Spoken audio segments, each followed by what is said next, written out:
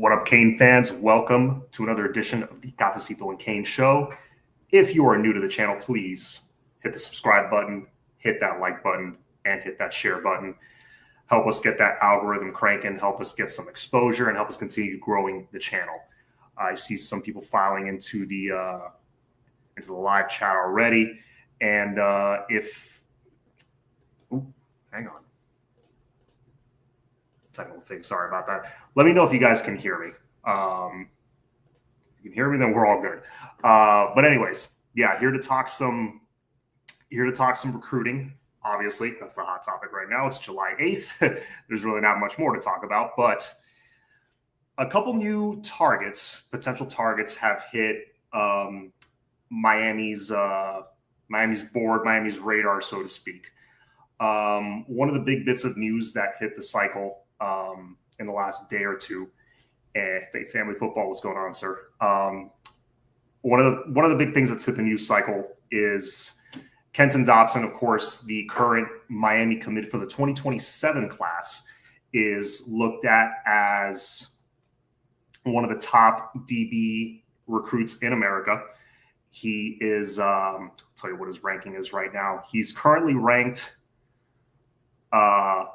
according to 247, the 209th player in the nation. But I think the composite has him ranked number 64 overall, the number 7 corner in the country. So he's a top 10 player at his position, number 6 player overall in the state of Florida for his cycle. Nearly a 5-star. He's about 20 spots nationally away from hitting that 5-star ranking. Now, a lot of people think he might hit that by the time his class comes around. But what has surfaced recently is that he is likely to reclassify. So what would that mean? That would mean that Miami has a chance to add him to this year's class, 2026, it's already a stellar cornerback group. In fact, let me just pull that up real quick. Share screen. So here we got my little cheat sheet here with our commits and our depth chart and all that stuff. So you got right now we're at 20 commits. All right. A couple of wide receivers, Tyron Evans, Van Spafford, of course, Jackson Cantwell. Nice O-line class so far. You got a great tight end, Israel Briggs. So when you look at it on paper, it's coming together nicely. Obviously, fans have their concerns, as they should, about defensive tackle, about wide receiver. We've missed on a couple, but definitely that cornerback class is looking stellar right now. And it's these 4 guys down here. And by the way, the ones in blue are the blue chippers, 4- and 5-star recruits. So you got 20 total. And right now, according to the composite ranking, you have 12 blue chip commits out of 20. So you're sitting at greater than 50% blue chip ratio for this class. That's a good spot to be in. I think our average player rating right now is close to 91. It's like 90.8. Actually, I'll tell you right now. Why guess when I can just look it up? 2026, we are... It doesn't say it. It used to say it here right when you click on it. But I think we're like at upper 90.9 something or 91. I think that's our current average player rating. And the metrics have always said for years, if you're at least in that 90 percentile, in that 90 range, then you're in great shape. Anything more than that, even better. Hey, Daryl, what's going on, dude? Lido Canes, we just got a 2027 commit. Oh, nice. You know what? Setting up for the show. I did not catch that. All right. Cool. I'll have to look into that. AO, what's going on? We have a full class of corners. Yes, Fresh, we definitely have a lot of corners, and that's what I'm getting at right now. It's already a full crop. But the thing is, when you reclass and you're able to bring in a younger kid like Kenton Dobson, obviously nothing's official yet. It's just, rumored, and from what I'm reading, highly likely that he is going to reclassify to the 2026 class. He is a bigger kid, 6'1", $185 already, which is great size for a corner. And he's just a junior in high school right now, going into sophomore, going into his junior year right now. He's a rising junior in high school. So to already have that size is great, because usually that's the thing that kind of is going to hold a younger kid that's reclassing. That's what's going to hold them back, the size. They got to hit the weight room for a year and catch up physically.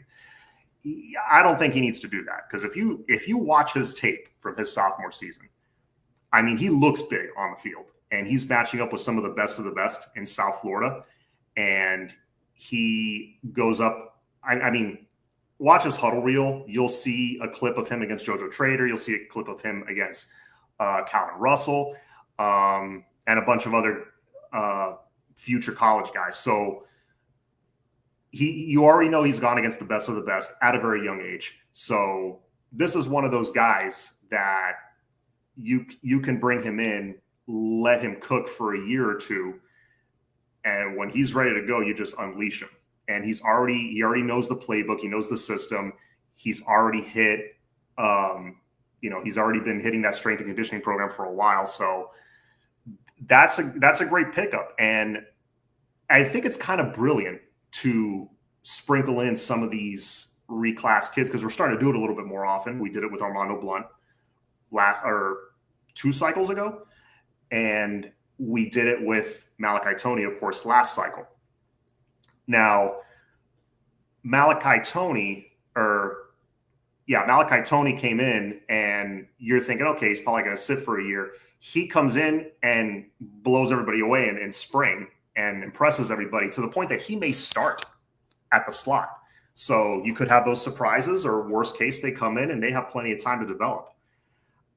I love doing, sprinkling in those reclassed kids, especially nowadays, because what happens is when you bring in a kid that's a blue chipper, let's say, and he doesn't get the playing time he wants for that first or second year, they're not going to stick around as long as they would have before. They're not going to wait their turn, so to speak. Whereas a kid coming in that's a year younger than the other freshman, he knows, okay, I know the deal. I know I'm a bit younger than everybody else, so I gotta, kind of wait. I kind of gotta wait my turn here. So they're more willing to.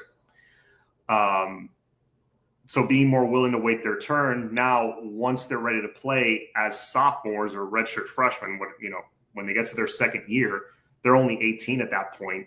They've already been in that strength and conditioning program for a year, so they're more likely to stick around at that point. So obviously you don't want to do that with the entire class. You don't want a full freshman class, or even half your freshman class of a bunch of 16-year-olds. I'm not saying that, but I'm saying sprinkle them in. That way you can kind of layer your roster that way. And again, you can get guys in, get them in the culture, start developing them. And it's a kid that's not going to be as likely to leave in that first or second year. So I think it's a good move. Again, it's not official. Still got to close on that one, make sure he signs if he does eventually reclass. But that's a hell of a pickup. Local kid from Miami Norland. That is, that's a school that we've gotten great recruits from in the past. I mean, Duke Johnson, to name one.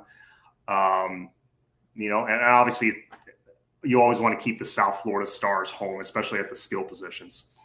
So, I think that's great news if we can lock that up.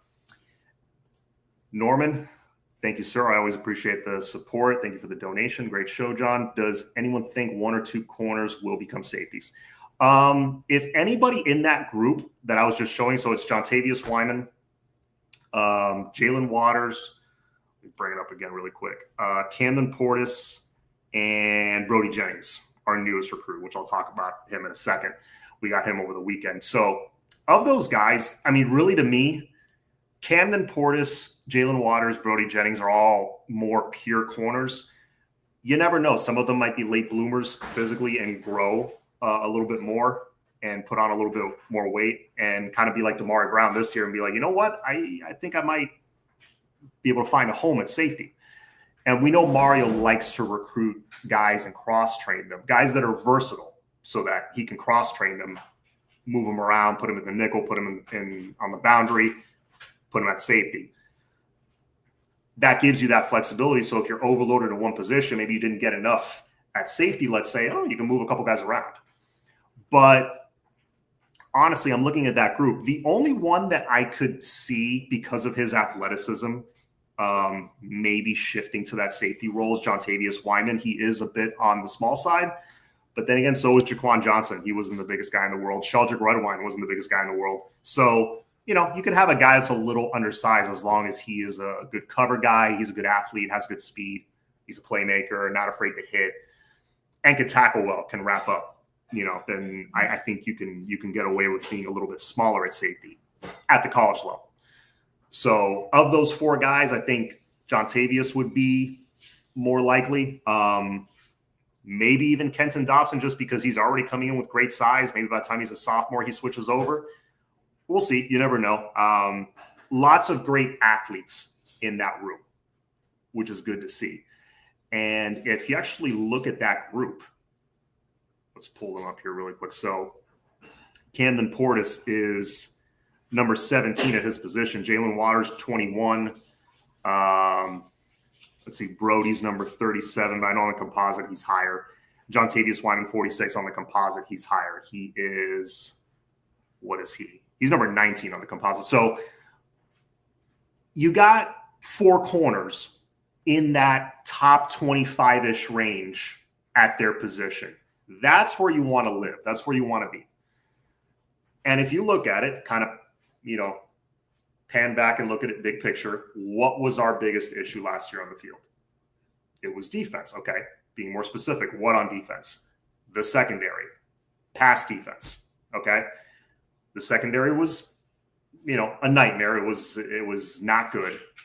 Part of that was schematic. Part of that was on the coaching staff, but a lot of it also on on the players. They weren't grasping the defense. So that being our biggest issue now, would you say Mario has addressed it? He got all these proven guys in the portal. Now he's bringing in a class of 4, possibly 5 really good stud corners, great athletes with great speed. I feel like he's addressed our biggest problem. I don't know about you, but he's more than addressed it by just throwing a ton of talent at it. So great job by Mario there regarding the recruiting class and everything. Now, obviously, D-tackle, big concern. We do have Anthony Kennedy, who I really like. We don't have really any D-tackles of that body type. So I love that we have him in the class. 6'3.5", 330. He's just that plug in the middle that you can put at the 0 or the 1 tech and just gobble up blockers and free up those linebackers. Now, as far as I was saying earlier, there are potential recruits that hit Miami's radar recently. Well, Kenton Dobson's one of them, who's kind of already committed, officially for the 27 class, but we could be sneaking him into this class, by reclassing him. The other guy is that defensive tackle that transferred to the high school in Alabama that's from Oregon, or I think he was going to go to a high school in Oregon because he was committed to Oregon. And he is standing at, I'm forgetting his name right now. He's got one of those hard to pronounce names, but I'm not going to try to do it now, but he's 6'3", 340. 3-star kid, but I think like top 40, top 35 at his position in the country. So Oregon wanted him in this class. So, there we go. Thank you, Norman. Yeah, Vilai. I am butchering this. Vilaya. I know Moala's the last name. Vilamu Moala. Okay. That's as close as I'm going to get. I think Flo last night was saying Villa in Miami. Well, we might nickname him that. He's 6'3", 340. We need him with Kennedy. Fresh. We know what's funny. I've noticed you have been preaching us getting these 300+ pound D tackles. I've noticed you've been putting it in the chat for the last couple of years, and I totally agree with you. We need size in the interior of that D line, and if you can pair him with an Anthony Kennedy, because this is a guy that Miami was kicking the tires on, Moala I'm talking about. Miami was growing that relationship, and this is where it kind of pays off because, you go for your bigger targets like a James Johnson, like a Lamar Brown. Lamar Brown's still a possibility. I'm not giving up hope there. He still hasn't committed yet. I know his announcement's coming up soon. I don't know what day, but Mario's going to keep chopping away at that one. He swings for the fences, which we love, but if he swings and misses, then all the seeds that he planted along the way, Moala being one of them, he can go back and revisit that. So what happened in the last 48 hours is that he decommitted from his Oregon commitment, and now it seems that he's available. He's probably going to be, taking, unofficial visits throughout the off season and maybe in the early season and stuff. So I'm sure the Canes are working that one. If they, let's say, strike out on a Lamar Brown, but you bring in an Anthony Kennedy and the Vilemu Moala, 330+ pound guys, with where you already have in that room, you have a Dante Simpson who's young. You have an Armando Blunt who's young. You have Artavius Jones who's young, and you have Justin Scott who's still pretty young. I don't know. That looks pretty good to me. Yeah, maybe neither guy's a 5-star, but what's one of the main I guess functions of a defensive tackle? And we have Bacon committed as well. That's true. I see him more as a DN. Unless he keeps adding weight, he could be that, athletic kind of 3 technique kind of D tackle that just hovers around 270. He could. He's got the frame for it, but I don't know. I feel like Bacon's more of an edge rusher. But what's the main function of those bigger D tackles is to eat up blockers, free up the linebackers so they can stop the run. And we've been missing that for a long time. When we had Kendrick Norton for a little bit, he was kind of that plug in the middle, and he would cause disruption, and he would free up RJ McIntosh to make plays. He would free up Shaq Quarterman and Michael Pickney to make plays. Then the next year you had Gerald Willis. Gerald Willis is a little smaller. He was more of like a pass rushing, like get to the quarterback kind of D tackle. But you got what I'm saying. Like, if they can at least occupy blockers and just be disruptive and make that running back kind of stop and have to second guess where he has to go, then that's a valuable thing. And again, it's something aside from Kendrick Norton. It's something we haven't had in the middle of the D-line in a long time. So I'm all for getting that kid. You go get him. That's now 2 D tackles for this class. And I said the other day, if you want to prioritize D tackle, which I think it's a super important position in college football, you have to go get those guys. You should be getting 2 every class, at least 2. We got 3 in the 2024 cycle and 1 last year. So bring in 2. That's an average of 2 in the last 3 cycles, plus what you can, patch up with the portal. D tackle is one of those handful of positions that usually you're going to have some nice potential targets to go after in the portal because it's a money position. It's a position you can go shop around as a player. If you're a guy that's 6'5", 300+ pounds, athletic, maybe has an NFL future, right? You're gonna shop around in the portal and see, okay, for my final season, I want to raise my draft stock. Maybe I played in the group of 5, like a David Blay, for example. I want to see, let's see what the market is for a guy like me. So they'll hit the portal and they'll make a lot of money. So every offseason, and I think that's kind of what Mario and the staff's anticipating, every offseason there's going to be some good D tackles available. So that group of guys that I just mentioned, plus if we get this Moala kid, plus a portal guy or two, not having to take like 3 or 4 every season, but 1 or 2, maybe a depth guy and a starter, that's a great room right there. You're in really good shape and you got a ton of depth and size. I'm waiting for the day when Miami gets an impenetrable wall at D tackle, sort of like the Jaguars in the early 2000s.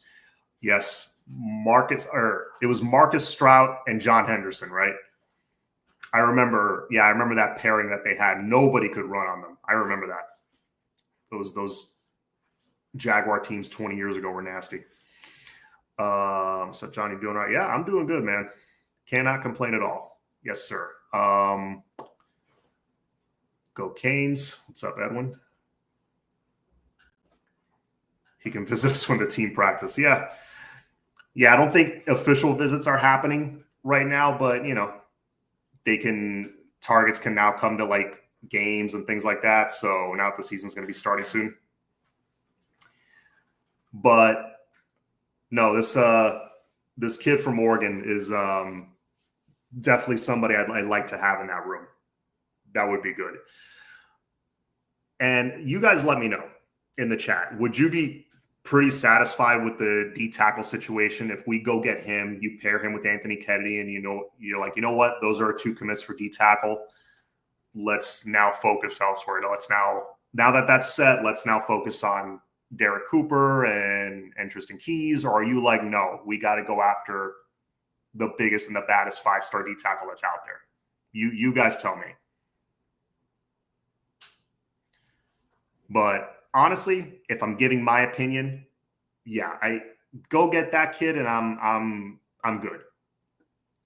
And then you can focus on addressing safety.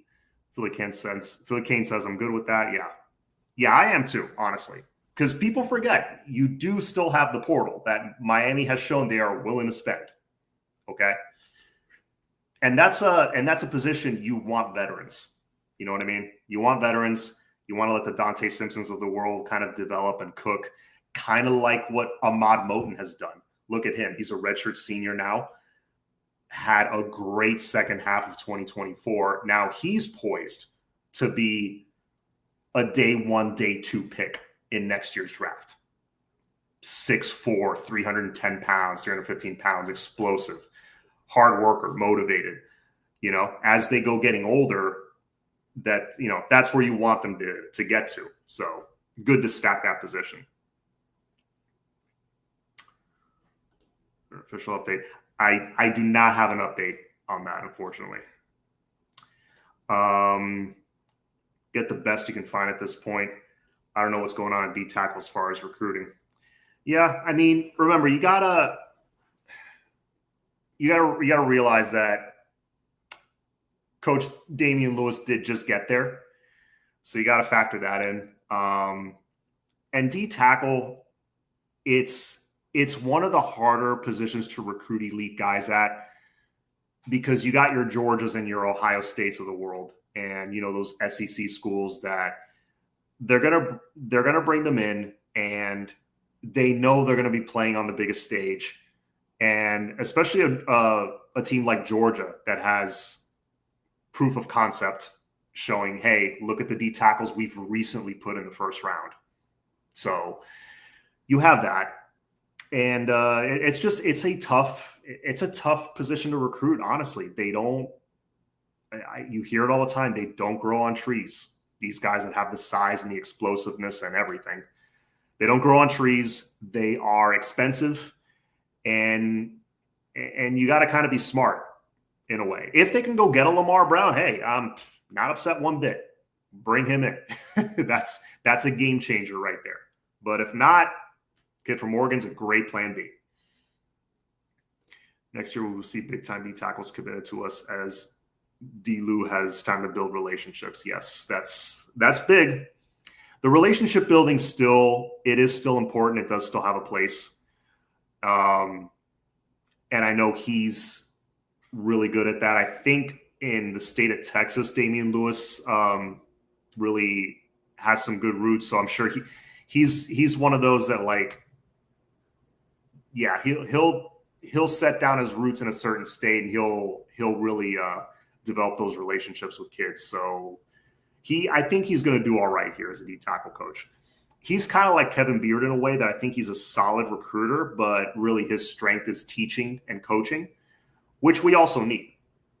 You want to bring in those 3-star and borderline 4-star D tackles as well and develop them into All-Americans. I mean, look what we did with McIntosh and Norton 10 years ago. Brought them in, both 3-star, kind of, not super highly rated recruits. And they were great on that 2017 team. Honestly, probably should have stayed for 2018. Defensive proof of concept is what we need. Yes, agreed. We haven't had that. We started having that around 2017-18, but, we couldn't really keep it going once Manny became head coach. So, yeah, you got to have that proof, because remember, the schools, we talked about it last night on the other channels. So the schools that are doing it all, recruiting at a high level at a high school, recruiting the portal at a high level, retaining everybody, making the playoffs every year, making deep runs in the playoffs. It's Texas, Ohio State, Georgia. Who else? Texas, Ohio State, Georgia. That's pretty much it. That are doing it consistently. Then you got, your LSUs, I guess. Notre Dame. We're kind of in that next tier. Ole Miss, you can say Ole Miss, but there's not a lot. There's maybe at the most you can name 5 schools. And they were already winning when all this transfer portal and NIL stuff started roughly 5 years ago. We're really the only school that wasn't winning when all this stuff started. We're starting to kind of turn the corner now, but we're the only school that wasn't winning when all this started. And we're going head to head on these recruiting battles and winning some of them. You don't have to win all. You're not going to win all of them. But if you just take away a couple of guys from Georgia, a guy from Texas, a guy from LSU, a guy from here,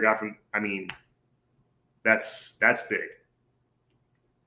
Alabama, I guess, is another school. I was trying to think of more. Yeah, there's like maybe 4 or 5 at the tippity top that are doing everything well, like realistically. So, point is, you gotta kind of be smart there and be smart with your funds. Let's be realistic here. The Moala kid is going to Alabaster, Alabama, of all damn places. Is it realistic to assume we're in contention here? It's not like he moved to Tampa or Orlando. I'm hearing North Carolina's going hard after him, but remember, I believe he did visit, and we were already building that relationship before. So, we'll see. I think there's definitely a chance there. But remember what I said the other day. Don't panic too much, because now's the time where some reshuffling starts to happen on their recruiting board, and they start looking at other options. So they may end up bringing a D tackle that we end up liking that is on no fan's radar right now. This kid was not on my radar 48, 72 hours ago, but now he is. And he'd be a great option, assuming you can't go get a Lamar Brown. Once recruited, develop, and put guys in the league as day 1 or day 2 picks will be a game changer for us. Yeah. He's playing. Bama Kane says he's playing around the corner for me. I'm on it. Yeah, man, get on that one.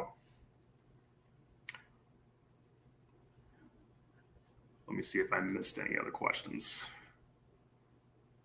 Mario has to be able to sprinkle younger guys on the field more. Some positions get nice rotation, but others lack meaningful playing time. Yeah, I agree with that. I have always thought, especially in recent years, the last 6-7 years, you look at the top programs when they get some big time recruits in their class. So let's say, an Ohio State, for example, they bring in a top 5 class, and they got a handful of dudes that are day 1 ready to go. And I'm not even talking Jeremiah Smith. I'm talking like, high 4-star, 5-star kid. Usually they're playing. Like, I'm not saying they're going to start necessarily, but they're in the rotation usually. They find a spot for them and they make plays here and there. It is what it is. A lot of schools are good at that and able to do that. And I think that's important now. If you can get that talented freshman, even if it's 10 snaps, 8 to 10 snaps in a game, but they're making a couple meaningful plays in a game, that's huge. So I think I do agree Mario needs to do a little bit more of that. Only issue is a lot of the younger guys last year were banged up. For example, the 3 receivers, JoJo, Nikar, Chance Robinson, all of them were banged up at different times of the season. Elijah Lofton, we did see out there in like blocking situations. He caught a few passes in the bowl game. He ran that fake punt in the bowl game. That was cool. So that's a guy he got into the field. He got onto the field. Trying to think who else. I know this year Hayden Lowe is going to play. OJ Frederick started last year. So, you had a couple of guys, but I do want to see more. A guy like CJ, Chris Johnson, I thought should have gotten more touches with his speed. Just figure out a way to get him in the game. But no, I agree with you, Daryl. I think I would like to see a little bit more of that. Any word on Keys? Okay. I mean, last I'm hearing, we're still chopping away at that one. And there's still a shot, but we'll see. Mario's still working that one, but that one's not done.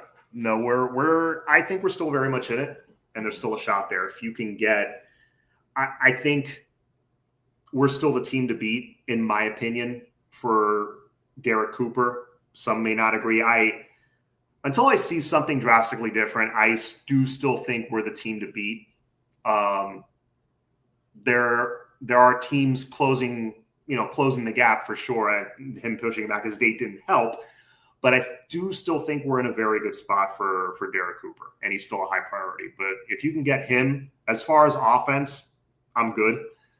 You can get him and Keys, oh my God, because then you're talking number 1 wide receiver, number 1 tackle, arguably number 1 running back. That's 3 number 1s in one recruiting class. I mean, what school can say that? I don't think any school can say that right now. But to answer your question, yeah, we're still in that battle. Pay Keys, Cooper, Lamar Brown what they want. Would love all 3 in this class. If there's obviously the budget is not endless, but they're in a strong position NIL-wise. I would go into every recruiting class like this. There's going to be like 2 or 3 guys that it's like open checkbook, whatever you want. We already have one of those guys in the class, and that's Jackson Cantwell. I don't know if that whole, they paid him $2 million, whatever. Who knows if that's accurate. These people, media throws numbers around like it's nothing. Like they were saying $4 million last year for Carson Beck. Who knows if that's true? These aren't public figures, okay? They're not public numbers. But I'm sure Jackson Cantwell, the number 1 recruit overall in the class, I'm sure he's not cheap. So out of Keys, Cooper, and Lamar Brown, honestly, maybe 2 of those, I would say yes, blank check, whatever they want. If it were up to me, I'd probably make the football program go broke. Don't listen to me on that, but I'm just saying, that's just me. I'd pick 2 or 3 guys in every class and be like, hey, whatever they want, give it to them. Derek Cooper is one of those guys, and I would probably choose between either one of Keys or Lamar Brown to do that as well. The problem is there's not a lot of D tackles. Yeah, that is another problem. This isn't like a super deep D tackle class either. That was the other issue with this particular cycle. And like you're saying, 727. I don't know if you're saying that there wasn't a lot in this cycle or just not a lot in general. I think that's kind of both are the case. This wasn't a super deep cycle for that. And just in general, there's not a lot of 17-year-old kids that are 6'4" to 6'5", 300 plus pounds. There's not a lot of D tackles, period, at that age. Some of them are like DNs that you got to develop into D tackles. That's super common. So, yeah, it is a very tough position to recruit at a high level. Again, not many schools do. Only a handful of schools can do that. And we're trying to break into that, so that's good. Catholics versus comments on ESPNU right now, 36 years later, and payback coming Labor Day weekend. As if we didn't get enough payback 2017. Let's get more. Yeah, not a lot of defensive tackles out there. I agree. No, I agree. No, can't settle. Need to get him to elevate the floor, but we still need those top-tier guys to offset the talent gap. I feel you. All right, so been on for 36 minutes. Wanted to keep it a shorter show today, but I just wanted to talk about those couple of updates about Dobson, about Moala. Learning it. That first name I'm still tripping up at. That's that one is tough, but yes, Moala and Dobson, two potential gets for this class. That would be very nice. I know Blake Stewart and Tyree Green are two possibilities as well at safety. So we'll see if we can land one of them there. Did I say Moana? Moala. Well, I know it's Moala with an L, I think. I'll get it. He'll have a nickname. So, we'll see how that shakes out. I'm not as concerned at safety. I think we'll get one of those guys, and they're both very, very talented, both blue chippers. And, remember, don't panic. There is always the portal that we can fill gaps in. So I'll let you guys all go. Hit the like button, hit the subscribe button. And as always, go Canes. Have a good night, everybody.